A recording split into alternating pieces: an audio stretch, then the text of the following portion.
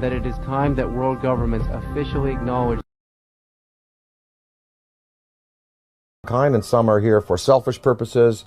Maybe these abductions, even though they're done in a objective but biological way, like we dissect frogs, maybe they're doing it just for fun and for sport. I mean, I don't know. I think probably that that the fear could be justified in some senses. Anne Druffel has written this book about how to prevent being abducted. And we really think, even if benevolent species coming to this planet and taking a man and a woman and taking ova out of a woman and sperm out of a man, that's tremendously invasive and very traumatic for the human beings. So even if the motives are good, these actions are as violent as anyone we're capable of on the planet. I think that a certain amount of fear is justified. If you look at Day the Earth Stood Still, the first thing that happens is the army is assembled and guns are shot at these beings and at the ship.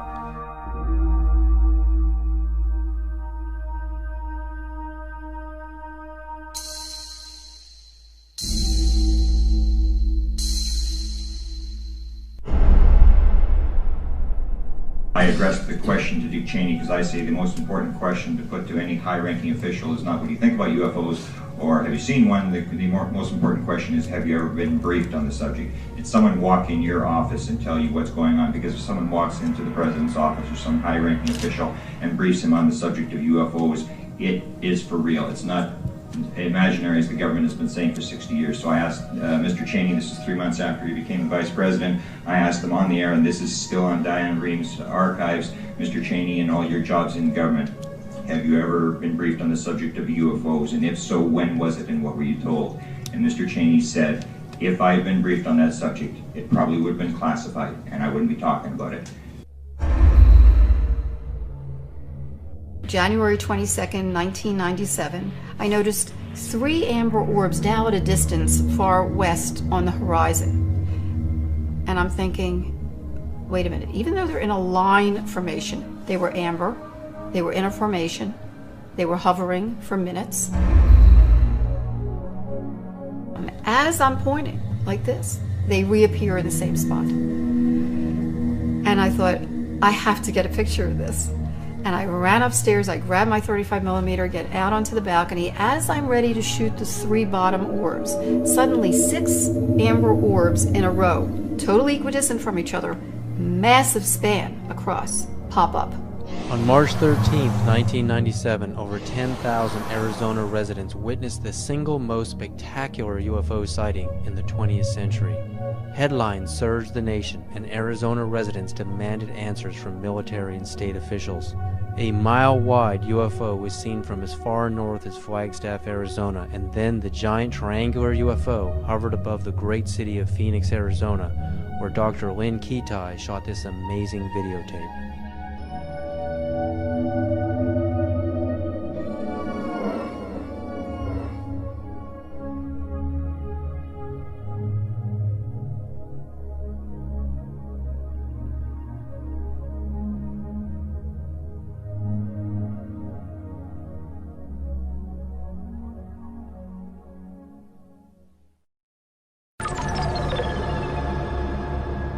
When we go out into space and we're exploring the cosmos out there and we're looking for signs of extraterrestrial life, what kind of a communication are we going to send out? I mean, if Dan Aykroyd was the ambassador, if you were the ambassador for Earth, what message would you teletype to ET?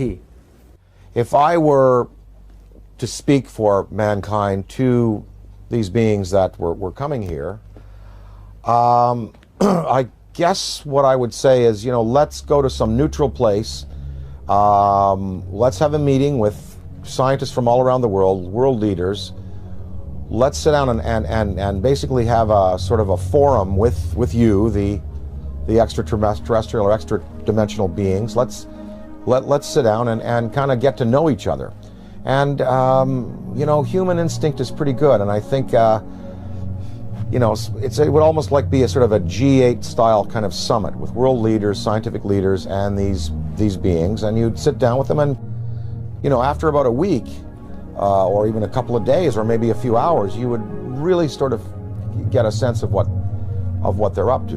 But of course, you know, childhood's end, Arthur C. Clarke's great story. It looked like these beings were benevolent, even though they had a malevolent appearance. And in the end, we find out that they meant no good for our planet. So I think it's important that some branches of the military and police be briefed on these in a very real sense, and be told, you know, they are real, people are being abducted, there is mind control in play here, and that we do have to be vigilant. Now, if we knew that there was a purely benevolent race, like if something happened in Iraq where all of the electronics went out in the American military and all of the insurgents' rifles jammed, or we saw all of the polluted waters in North Carolina from the pig farming completely healed overnight, and different signs like this, then we would know we're dealing with a benevolent species, and then we could really be open and welcome. But then again, we would have to be cautious, because beings with that much power could give the impression that they're here to help when really they're not. So the verdict is out on all this. We just don't know which ones are benevolent, which ones are malevolent, and the degree to which they're going to continue interacting with our planet. But what would really help is if the United States military and police and government open it up to their staffs and say, look, this is something we really do have to consider, because, you know, maybe the defense, the survival of our species could well be at stake. If you look at the history, you know, from, say, Ken Arnold's first sighting in '47, going back to the Bible, Ezekiel's wheel, going back to the medieval manifestations of little saucers and UFOs, that painting of the Madonna that's very famous, in which it appears, up to now, there have been no mass murders by these beings. There's been no mass destruction of cities, but hundreds of thousands of people have been taken out of their lives, subjected to surgical experimentation, released back into the population, and are suffering trauma today for it. That is not good.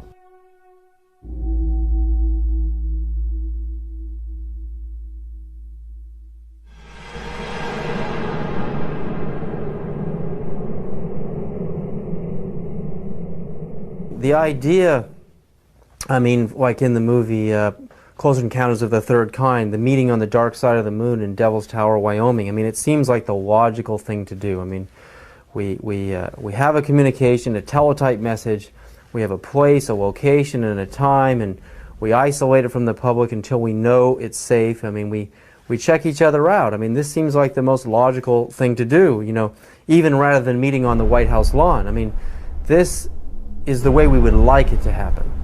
But that doesn't seem to be the way it's really happening. I mean, these extraterrestrials don't seem to be so interested in doing things politically the way we do things on Earth.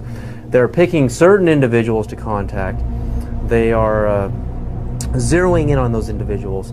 But now, I mean, there are so many sightings going on all over the planet. I mean, it's just amazing. I mean, Iran, Turkey, Mexico, Venice, California, Sonora, California, Texas, Death Valley. I mean, the reports are coming in every other day now. It seems like we're heading towards an omega point. I mean, what is about to happen? I mean, is this all just a coincidence that more and more people have video cameras, or do you really think, you know, there's a major unprecedented communication that is about to happen between our extraterrestrial visitors and humanity? Or again, is it the video camera question? More camcorders?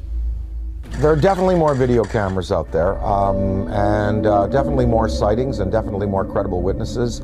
You know, the biggest thing in ufology in the 60s was Herb Shermer, the Nebraska Highway Patrolman, who was at the Ashland Oil tank farm out there in Nebraska, and he writes in his diary, you know, saw flying saucer, and then under hypnosis, Turned out that he was taken aboard and informed of their intentions. Barney and Betty Hill. I mean, these were the key cases. Shermer, Barney and Betty Hill, the Pascagoula incident, Travis Walton. Now there are hundreds of cases like this, and I think that because it's in the consciousness, because we have, you know, a poll saying basically half of the world believes and half doesn't. We're reaching a point where, as Stephen Bassett talks about his time clock, it's like the nuclear time clock that we had in the 50s before we blew the world, before we blew the world up. The theory that once the hands got to midnight, that's when all the nuclear weapons in the world would be discharged. Well, we've stopped that nuclear clock, thankfully. But as far as the UFO clock, he says we're 1 minute to midnight now, meaning that in a minute to midnight, something really, really spectacular is going to happen. Now, whether that's a mass appearance, whether that is, it come over to the Yankee Stadium during a game, I think possibly the next, maybe even in the next 5 years, we're going to have occasions like the one I experienced in upstate New York in the mid-'80s when I woke up in the middle of the night and I said to my wife, they're calling me, I want to go outside, they want me to come outside and see. He said, who? Something outside wants me to come out and say, oh, just go back to bed. I went back to bed, but in the next day in the media, in newspapers, in radio, all over upstate New York and Ontario and Quebec and Vermont, people spoke about this urge they had to go out of their houses at 3 in the morning and look up into the sky. And 12,000 people shared this urge. And they went out and it was a big, big news story. And of course the Air Force said that a Chinese rocket had exploded over New York State. And what people saw was a massive, miles-high pink spiral in the sky above the Great Lakes. In Hull, Quebec, Canada, a few years afterwards, there was a story of several hundred people, almost 1,000 people in this community, Gatineau, north of Hull, Quebec, Canada, in the Quebec province, sharing this urge to come outside and look up into the sky, and they also saw an apparition. So there are going to be more of these mass sightings.